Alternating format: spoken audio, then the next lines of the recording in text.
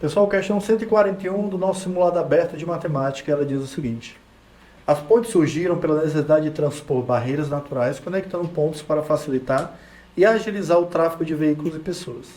O engenheiro projetou uma ponte com tabuleiro, nome dado ao pavimento de uma ponte intermediário, como apresentado na figura 1. Para esboçar a visão lateral do arco de sustentação, deseja-se saber qual é a equação da parábola que contém esse arco. Aí está a parábola, é o exemplo da parábola e o gráfico que representa ela. As pontes surgiram pela necessidade de transpor barreiras naturais conectando pontos para facilitar e considere o plano cartesiano com o eixo das abscissas coincidindo com o tabuleiro da ponte e o vértice da parábola no ponto 5 e 5, conforme a figura 2. A equação que descreve a parábola é... Meus amigos,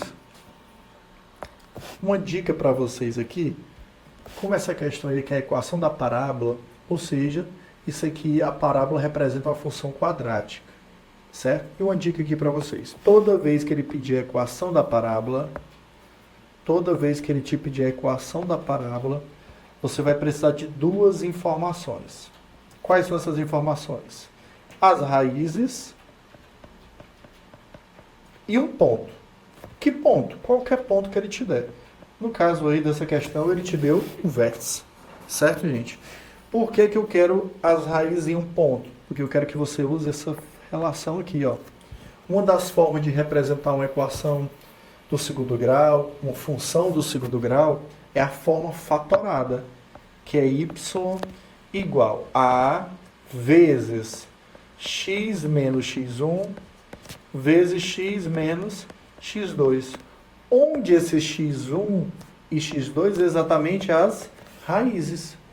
E esse x e esse y é exatamente de onde? Do ponto.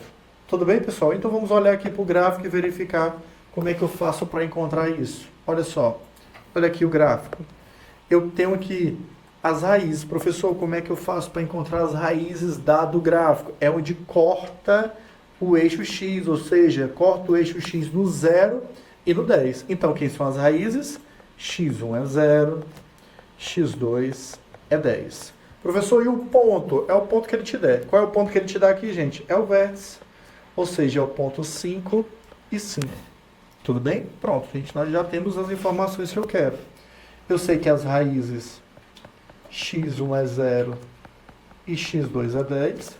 Eu sei que o ponto é 5 e 5. Ou seja, nessa função, nessa relação, onde for x, eu substituo por 5.